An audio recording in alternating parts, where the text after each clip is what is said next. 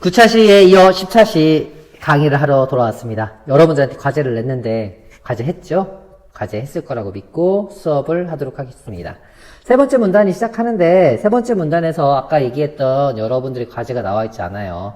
농촌문화유산이 나올 거라고 생각을 했는데 그냥 이 사람이 하는 말은 이 나무가 자기 집에 있는 나무가 있는데 그 나무를 보면 혹은 나무가 있는 뜰을 가꾼 걸 보면 슬기로움에 놀라게 된다라는 게 있거든요. 무언가 좋은 게 있다는 거잖아요. 근데 좋은 게 있다는 건데 그게 무엇인지 아직 나오지 않아요. 그러면 여러분들 네 번째 문단에서 어떤 내용이 나오냐? 아, 이 농가의 뜰을 가꾼 사람의 슬기로움에 대해서 나오겠구나. 이 뜰에서 어떠한 슬기로움이 나올 수 있을까? 이 뜰을 보면 나무들 있잖아요, 나무들. 근데 이 나무들이 뭔가 늘 푸른 나무, 즉 상록수는 한 그루도 없대요. 상록수가 보통 정원을 꾸미는 부잣집 정원에 있는 정원수거든요. 근데 그런 건 하나도 없대요.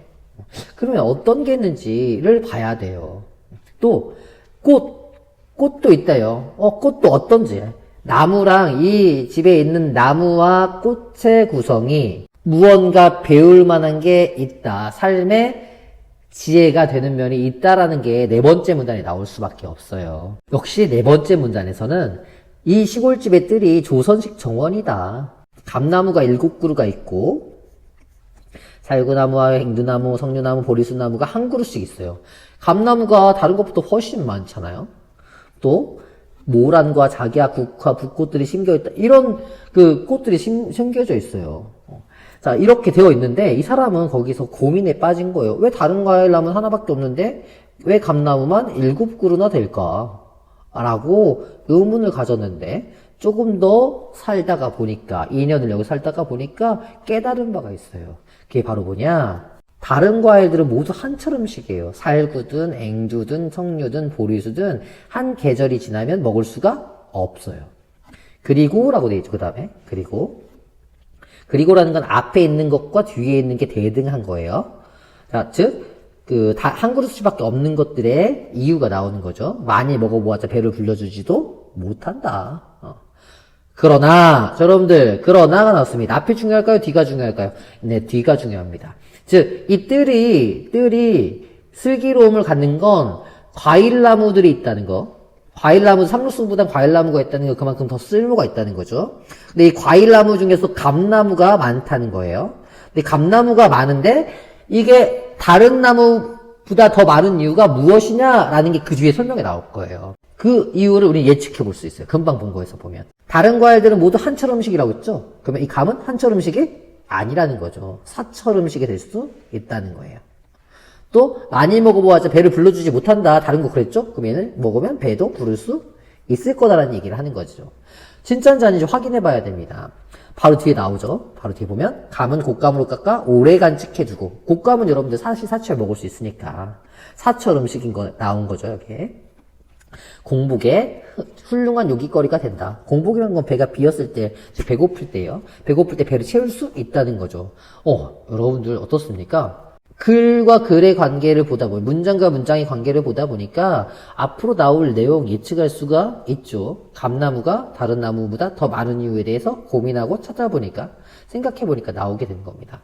선생님은 여러분들이 이러한 적극적인 예측하기를 해야 된다고 생각합니다. 근데 이렇게 딱 글이 끝나잖아요? 그럼 이 글은 조금 무언가 빈게 돼요. 왜냐? 여기서는 나무만 있지 않았거든요. 모란, 작약, 국화, 붓꽃 같은 꽃들도 있었어요. 자, 꽃에 대한 이야기도 나올 수밖에 없어요. 맞아요. 바로 그 뒤에 꽃에 대한 이야기가 나옵니다. 뭐라고 나오냐? 모란이나 작약의 뿌리는 좋은 한약재고, 모란 나왔고 작약 나왔죠? 창포물로는 머리를 감고, 국화꽃은 다시 향기로운 술을 빚을 수 있다. 국화꽃 나오죠. 그렇죠. 이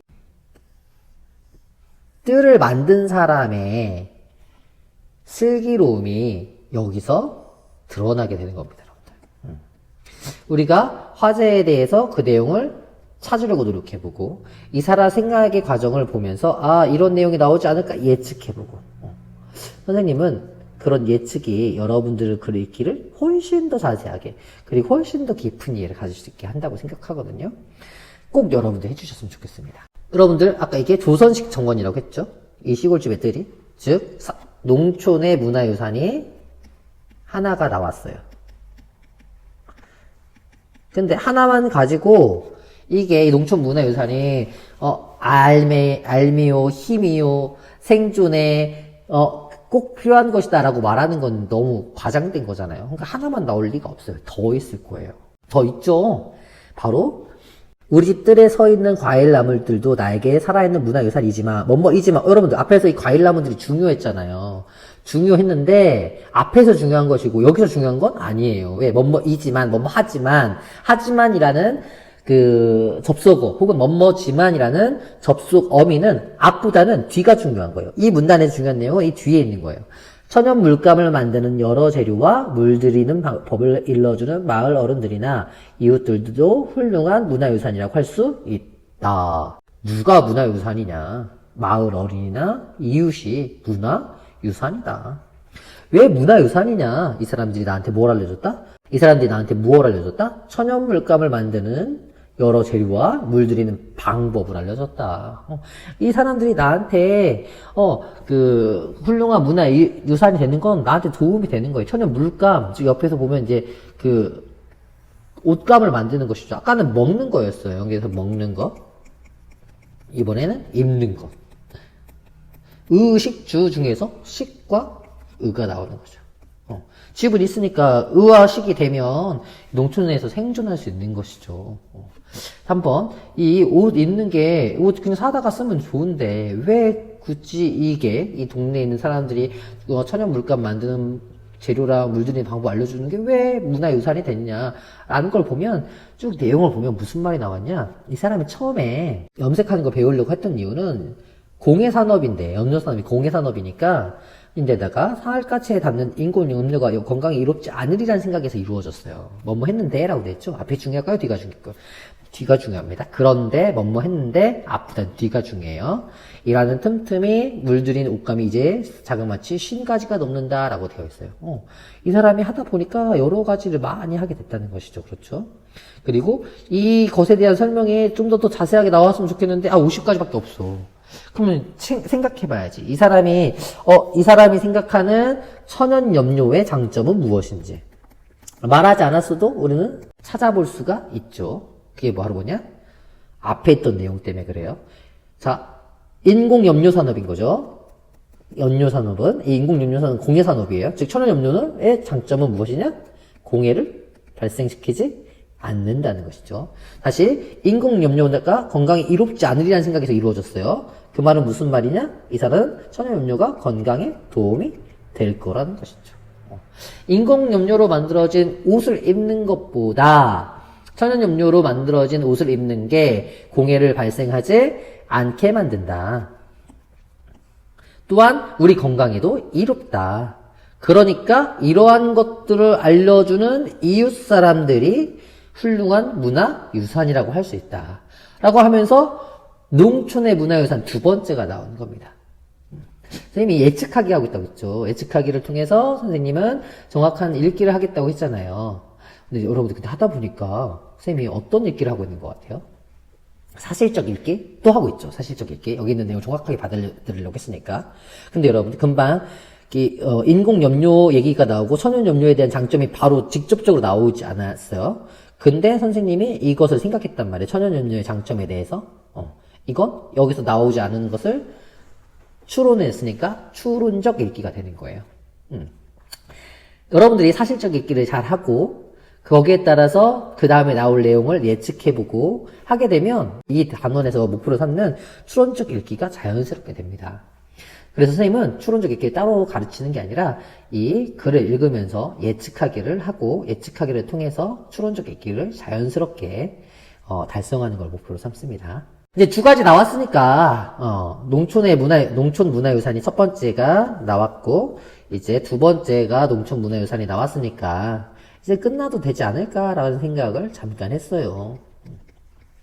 잠깐 했는데 다음 문단 첫 번째 문장은 예시예요. 예시. 양파 껍질도 쓰레기로 버리지 않고 모아두면 좋은 천연물감 재료가 되는데 라는 동네 사람의 말이거든요. 이게 너무 좋다. 이렇게 알려주는 사람들이 농촌의 전통 문화다 이런 얘기 하는 거잖아요. 그런데 그 뒤에 마지막 문장 정리해 놓은 걸 보고 예시는 중요하지 않아요. 왜냐면 앞에서 했던 말이니까. 이것만 있다면 이 문단은 예시 문단으로 끝나서 그냥 넘어가도 되는 문단이라고 생각했을 텐데 마지막에 있는 문장을 살펴보겠습니다. 살아가는데 필요한 암과 힘의 원천인 문화유산은 이렇듯이 앞에서 나와 있는 뜰, 과일나무와 꽃, 그리고 인공염료가 아닌 천연염료를 말하는 거죠. 살아 숨쉬는 생명체의 모습으로 전승되어 오기도 하고 대등하죠. 여러분들 앞에서 전통 문화 유산 1과 2가 있었어요. 그것도 농촌 전통 문화 유산이. 근데 뭐뭐 하고니까 뒤에 있는 건 대등한 관계잖아요. 대등한 관계라면 뒤에 있는 것도 역시 농촌의 전통 문화 유산 3이 된다는 거예요.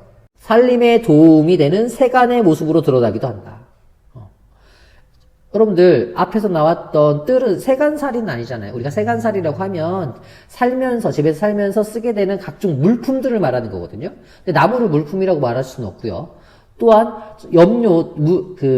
드리는 재료나 그러니까 염색하는 재료나 혹은 염색하는 방법이 세간살이라고 말하진 않아요. 그러면 이제까지 나오지 않았던 내용이 지금 나오는 거거든요. 앞으로 나오는 농촌의 전통문화유산의 세 번째는 이 세간살이의 모습으로 나온다는 거예요. 이 세간이 무엇이냐? 바로 그 다음 문단에서 바로 나옵니다. 항아리입니다. 항아리. 이게 바로 이 사람이 생각하는 농촌 문화유산의 세 번째입니다. 세 번째, 이 문화유산 항아리 참 많이 버려지고 많이 깨지고 쓸모없는데 그게 너무 아까워서 만드는데 힘도 들고 시간도 많이 들었는데 그거 버려지는 게 아까워서 모았다. 처음에는 이쁜 거 안 예쁜 거 막 나누기 시작했는데 두고 보면 볼수록 그리고 항아리들을 하나하나 채운 여러 발효식품의 냄새가 곳곳을 스치면 스칠수록 그런 구별이 없어지고, 그런 구별이 앞에 있는 거거든요. 이런 구별이 없어지고, 그러니까 이 내용이 중요한 게 아니라 뒤에 있는 내용이 중요한 거예요. 그래서 여기를 그냥 쑥 넘어간 거예요. 잘생기면 잘생긴 대로, 못생기면 못생긴 대로의 아름다움이 때로는 햇빛 속에, 때로는 달빛 속에, 때로는 나무 그늘 사이에 짙게 묻어난다. 즉, 아름답다라는 겁니다. 이 버려진 항아리가 아름답다.